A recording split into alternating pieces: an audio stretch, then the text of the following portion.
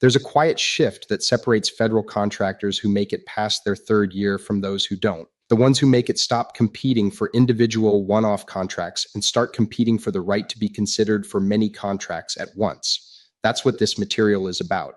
GSA schedules, IDIQs, and BPAs, these aren't separate contracting strategies. They're the architecture of a sustainable federal revenue stream.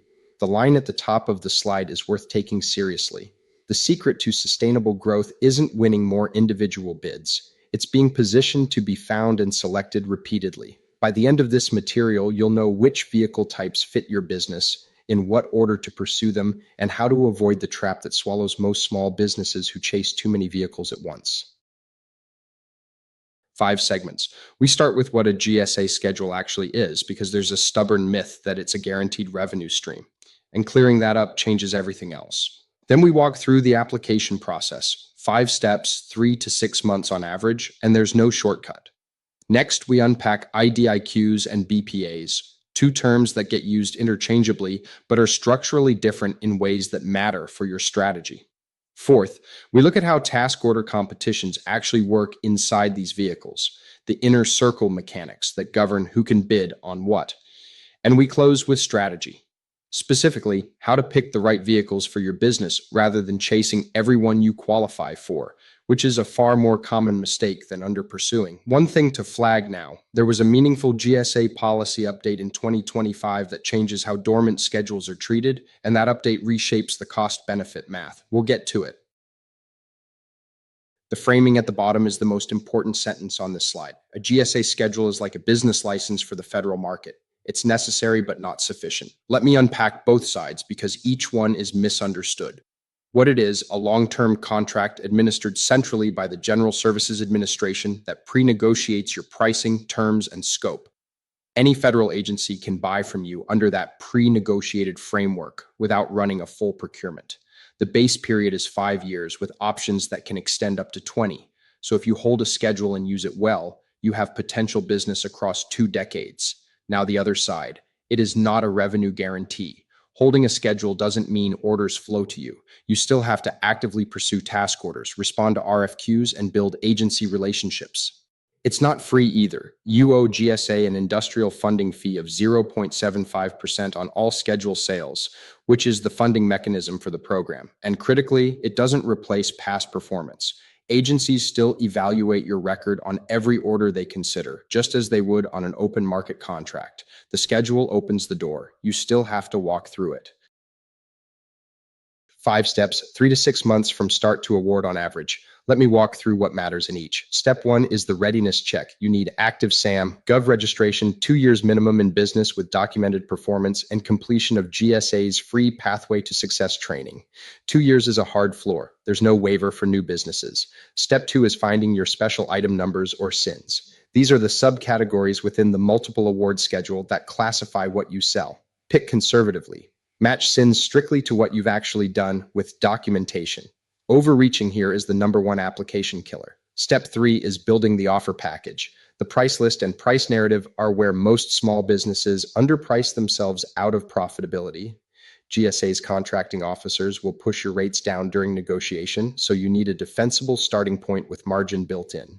Step 4 is submission through eOffer, GSA's electronic portal. Respond fast to any clarification requests. Delays here add weeks.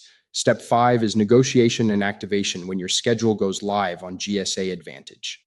The 2025 program update at the bottom is the one to internalize. GSA can now let your contract expire if you don't hit $100,000 in sales during the base period.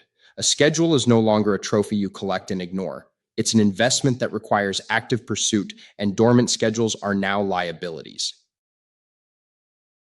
IDIC stands for indefinite delivery, indefinite quantity, and the name describes exactly what it is. A contract structure where the government pre-selects a pool of vendors without committing in advance to specific delivery schedules or quantities. The analogy in the middle of the slide is the cleanest one. Being awarded an IDIC is like being accepted onto a staffing agency's preferred vendor list. You're vetted, you're approved, but you still have to bid on each individual placement to win actual work. 3 structural points to know. The minimum guarantee at the top. Every IDIQ has one, but it's typically just $1. Do not budget around the minimum. Treat it as a placeholder. The maximum ceiling is the total dollars that can flow through the vehicle across all awardees combined. You won't see the whole ceiling, it's shared. And multiple award IDIQs, which is the dominant structure, typically include anywhere from 5 to 50 plus contract holders. Once you're in, you compete only against that closed pool for each task order, which is dramatically less competition than open market. The common examples on the right are worth knowing by name. NASA CUPV is the dominant IT products vehicle. Alliant 3 is GSA's large-scale IT services vehicle. Oasis Plus covers professional services. CIO SP4 is health IT for NIH.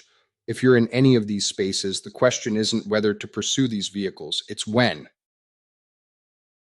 A BPA is a blanket purchase agreement, and the easiest way to understand it is as a prearranged buying relationship between one agency and one or a small handful of vendors. The analogy on the slide is exact. It's a corporate account at a hardware store.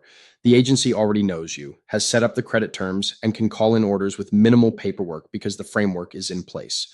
Most BPAs sit on top of an existing GSA schedule, meaning the agency uses the schedule's pre-negotiated pricing as the foundation, then adds agency-specific terms on top.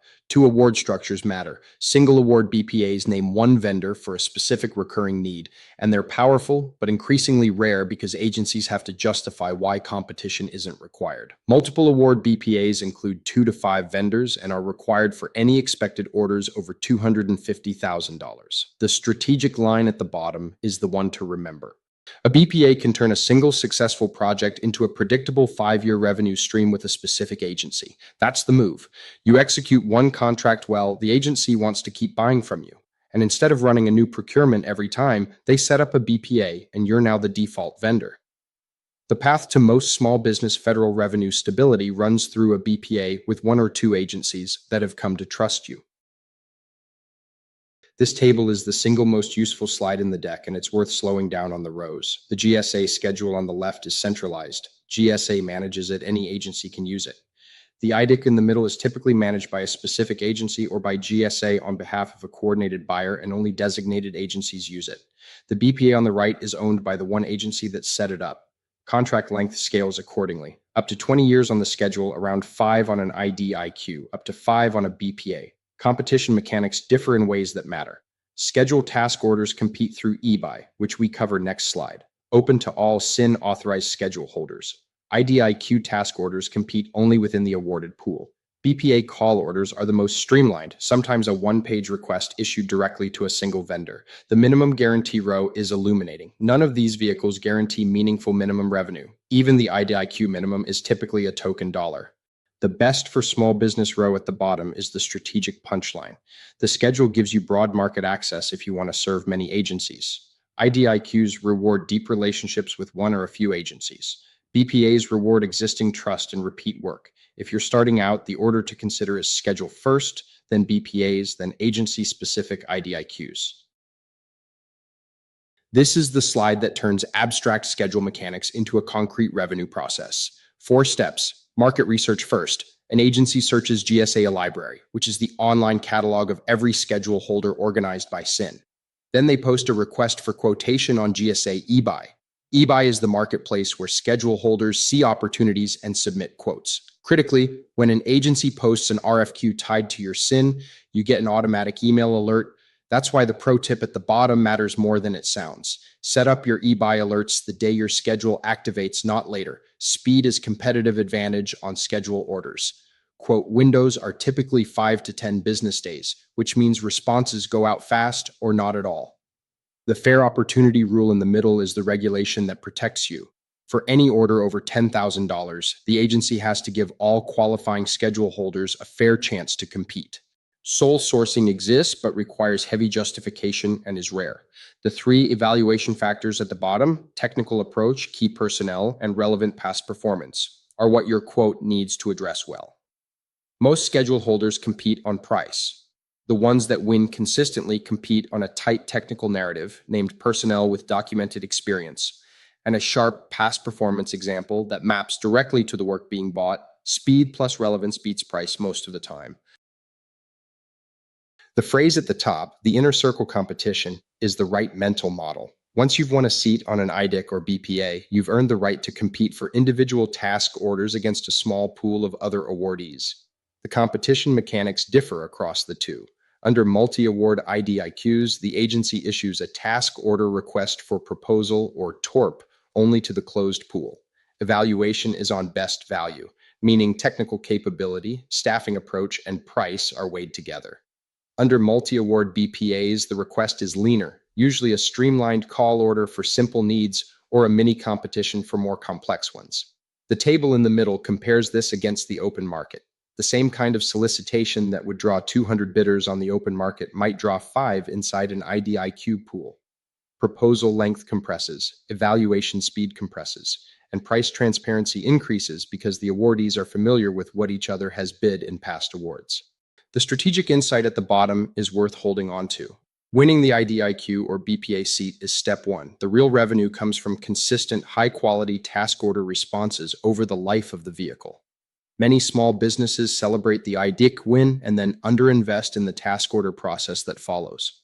Don't be that company. The seat is just the right to play. Fair opportunity is the legal framework that makes IDIQ task orders worth pursuing for small businesses. FAR Part 16.505 is the governing regulation, and the principle is simple. Once you're inside a multi-award pool, the agency cannot pick a favorite. They have to give every awardee a fair chance to be considered for any order over $10,000. That includes formal solicitation to the pool, consistent evaluation against the stated criteria, and documented rationale for the selection. The set-aside section in the middle is where the leverage gets real. Within a multi-award IDIQ, agencies can set aside individual task orders for specific small business categories: small business 8A, hub zone, SDVOSB, WOSB. If you hold an IDIQ seat plus a relevant set-aside qualification, the competition pool for set-aside task orders shrinks from 20 awardees to maybe 3 or 4. That's the move. The exceptions on the right are the ones to know. Micro purchases under $10,000 can be direct bought without competition. Urgent needs with documented emergency can bypass the rules. Unique capability, meaning only one awardee can do the work, allows sole source. And logical follow-ons let an agency continue an existing relationship rather than recompete. The strategic takeaway is the one at the bottom. Fair opportunity is your friend, but agencies still need to find you. Keep your eBuy profile current and your capability statement sharp. 4 steps to a coherent strategy, and the order matters. Step 1 is anchoring to your core capability. Pick 2 to 3 things you do exceptionally well, not 5, not 10, 2 to 3. Then match SINs strictly to those documented capabilities. The temptation to claim broad capability is universal among small businesses, and it backfires every time. Step 2 is researching the agencies that actually buy what you sell, USA spending. Gov lets you search by NAICS, by PSC, by contract type. You can see exactly which agencies bought your kind of work last year and which vehicles they used.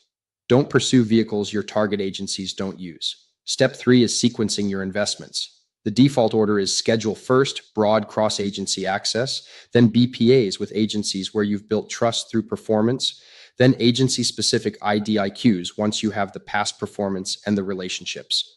Trying to pursue all 3 at once dilutes the effort.